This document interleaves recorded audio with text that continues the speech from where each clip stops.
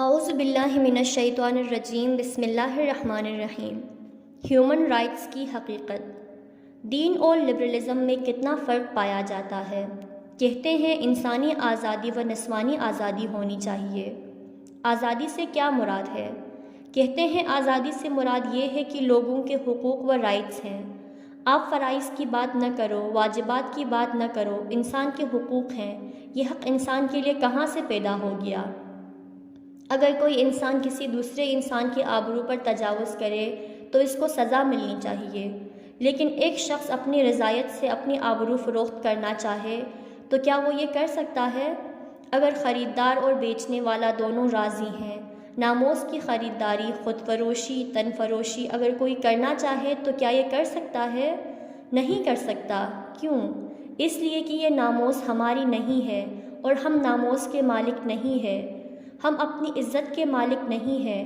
عورت ہو یا مرد اگر تن فروشی کرنا چاہے اسے حق نہیں پہنچتا، چونکہ یہ ہمارا نہیں ہے بلکہ یہ ہمارے پاس امانت ہے۔ اپنی بندگی اور کچھ نہ ہونے کا اعتراف۔ پس انسان تلاش کرے اور یہ سمجھے کہ وہ کیا ہے۔ اللہ کے مقابلے میں وہ کچھ بھی نہیں ہے۔ اگر انسان اس حقیقت تک پہنچ گیا کہ میرا کچھ بھی نہیں تو یہ عبد ہو جاتا ہے۔ یہ عبودیت و بندگی ہے۔ اب اس کے اظہار کی باری آ جاتی ہے۔ میں تو کچھ بھی نہیں، میرا کچھ بھی نہیں۔ یہ جو میرا کچھ بھی نہیں ہے اس کا اب ظاہر کرو۔ کیسے اظہار کرو؟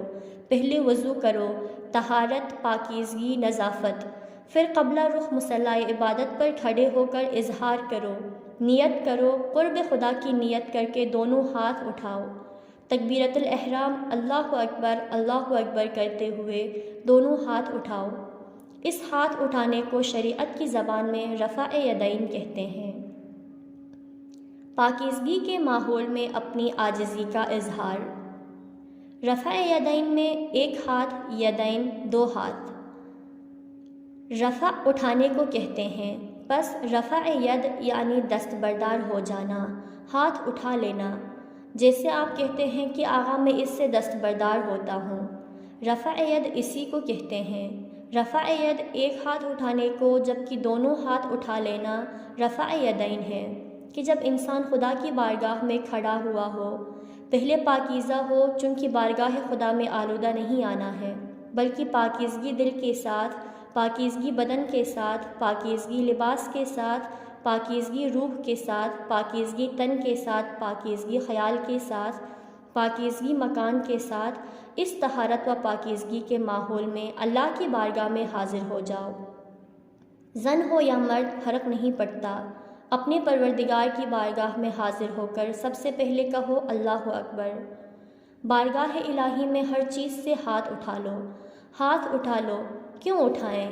یعنی اے پروردگار، اے خدائے کبیر، اے خدائے باعظمت، اے خدائے جمیل، اے خدائے سراپا جمال، اے کبریائے محض، اے حسن محض، اے محرم محض، اے شفقت محض، اے کرم محض، میں دستبردار ہوں، میرا کچھ بھی نہیں۔ میں پوری دنیا سے دستبردار ہوں، میں پوری ہستی سے دستبردار ہوں، میں اپنے وجود سے دستبردار ہوں۔ میں کسی چیز کا مالک نہیں، نہ میں اپنی اولاد کا مالک، نہ اپنی زوجہ کا مالک، نہ اپنے گھر کا مالک، نہ میں اپنے مال کا مالک۔ یہ سب تیری چیزیں ہیں، سب کا مالک تو ہے۔ اللہ اکبر۔ تیری کبریائی کے سامنے میں دستبردار ہوں، میں نے ہاتھ اٹھا لیے ہیں۔ ہر روز دستبردار ہونے کی مشق۔ جب آپ عدالت میں دستبردار ہو جاتے ہیں، قاضی کے سامنے کوئی کسی سے ساتھ جھگڑا کرتا ہے، رضاکارانہ طور پر ہم دستبردار ہو جاتے ہیں کہ میں دستبردار ہوں۔ ایک دفعہ دستبردار ہو کر دوبارہ پھر ہاتھ رکھنا درست نہیں ہے۔ ایک دفعہ آپ گاڑی سے دستبردار ہو گئے کہ یہ گاڑی میری نہیں ہے، باہر نکل کر پھر اس کے اسٹرنگ پر ہاتھ بیٹھ جائیں۔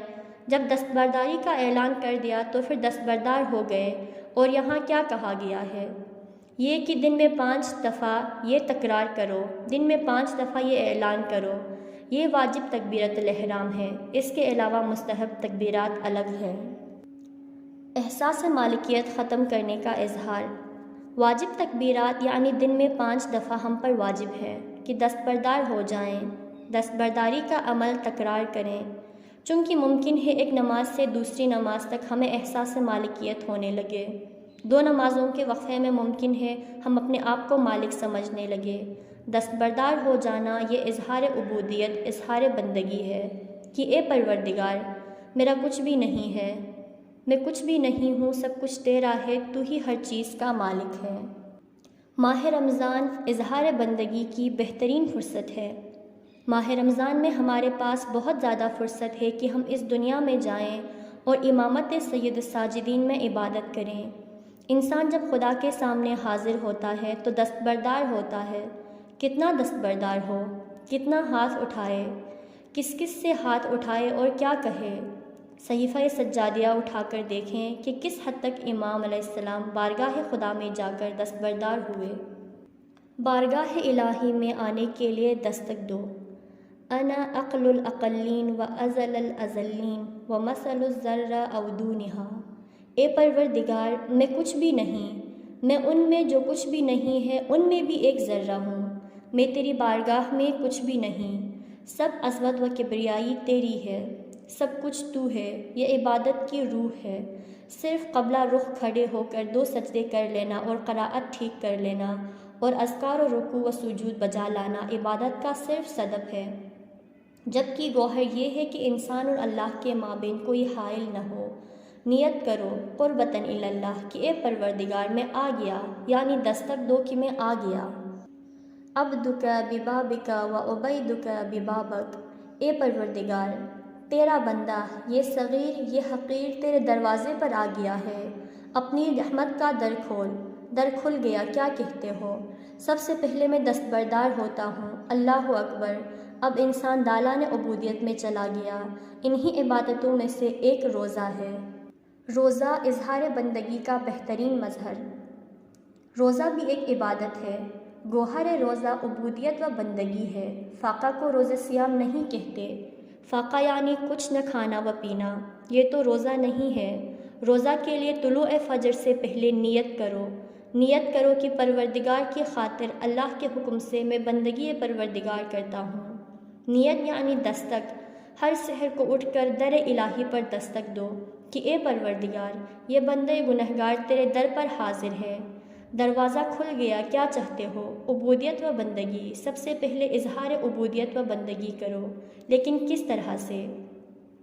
مناجات شعبانیہ میں فلسفہ روزہ کا بیان۔ ماہ رجب و ماہ شعبان ان 2 مہینوں کے بھی مخصوص آداب، احکام اور دعائیں ہیں، اور خوش نصیب و خوش قسمت ہیں جو رجب و شعبان کے آداب بجا لاتے ہیں۔ اگرچہ اس کے فراوان آداب ہے، روایت میں بھی ہے کہ محشر کے دن ایک ندا لگائی جائے گی اور پکارا جائے گا اَیْنَ رجبیون، اہل رجب کہاں ہے؟ اور اس طرح ماہ شعبان کی دعاؤں میں سے ہے مناجات شعبانیہ۔ البتہ سال بھر اس کو پڑھ سکتے ہیں، لیکن مخصوص ماہ شعبان سے ہے۔ ان مناجات کی خصوصیت یہ ہے کہ تمام معصومین نے ان مناجات کو پڑھا ہے۔ بعض دعائیں ایسی ہیں جو ایک معصوم سے منقول ہے، لیکن مناجات شعبانیہ کو تمام شہداء معصومین نے پڑھا ہے۔